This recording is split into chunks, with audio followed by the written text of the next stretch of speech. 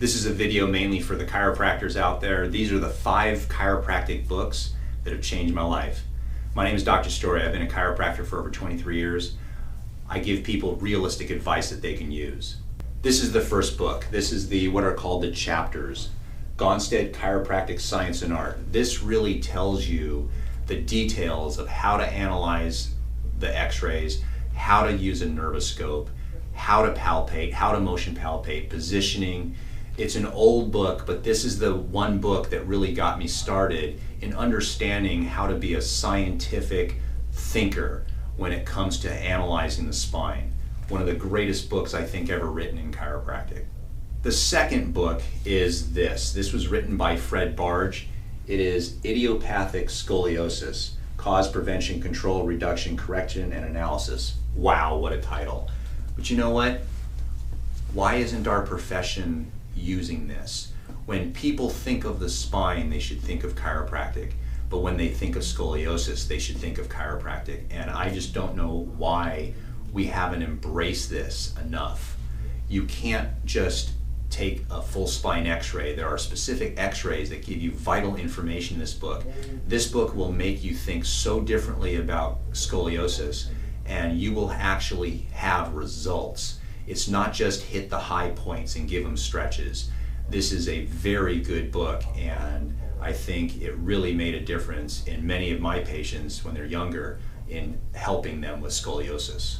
This third book is a more modern book, and it was written by Stuart McGill, Low Back Disorders. And Stuart McGill, by the time you're done with this book, you learn only 3 exercises, but it's the beginning steps of more advanced exercises. But for the most part, for the majority of my patients that I see, the Stuart Big 3 exercises are really the only ones that are necessary for the average person, the non-athletic individual.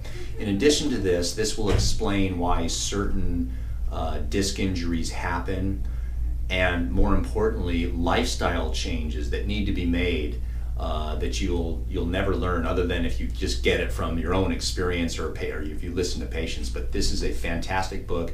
It's a modern book, and Stuart McGill has really made a difference in lumbar number 1 to 5, because that's all the book is really about. The fourth book is actually a philosophy book, and it's from Fred Barge again, called Are You the Doctor, Doctor? And this was instrumental in me being successful early on in my practice, because it talks a lot about how to actually interact with your own mind when dealing with patients. Because patients usually come in, they're not in a good mood, they're not happy to be here, and it's hard for a young doctor to understand what it's like, especially with young doctors. When you're young, you're not really going to doctors, so you don't understand what it's like to be a patient. And this helps you gain empathy and gain a mental strength of how to be an actual good doctor. So this is something I think every chiropractor should read. The 5th and final book is something that it's one of my pet peeves, is motion palpation and chiropractic technique. I have no idea why the schools are not teaching this stuff. One of the biggest misconceptions about chiropractic is that we change bone position.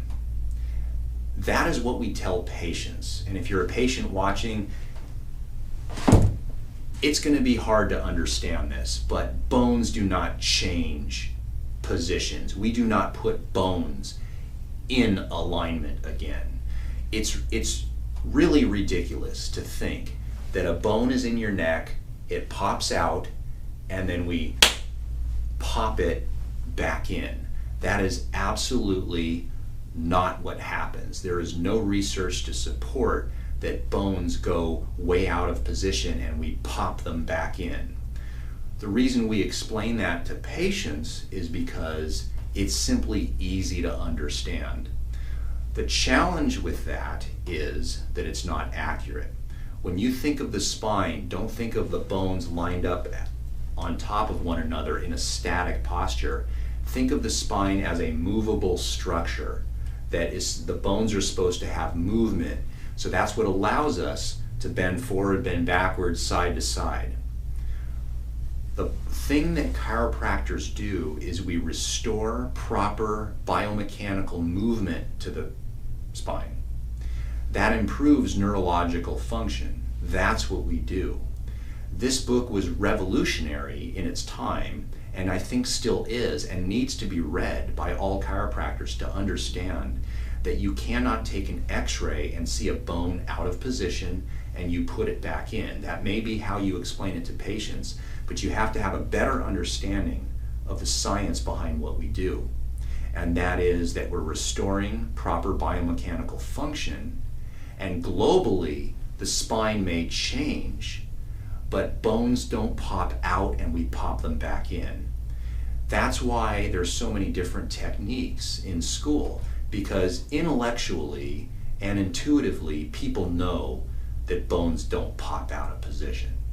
So motion palpation in this book gives you the technique, the way to analyze the spine, and to analyze that biomechanical motion with your hands and make corrections and know instantly that you've made that correction. So hopefully you'll get these books, you'll look into them. I found them personally useful, and I found them beneficial for me. I keep reverting back to them occasionally, because you always pick up something new. You can always learn something new, but these are the greatest books that have influenced my practice. I hope you thought this was interesting. Give me a thumbs up, subscribe to my channel, become a Patreon to my account to help support these videos that you think you are benefiting you, and thanks for watching.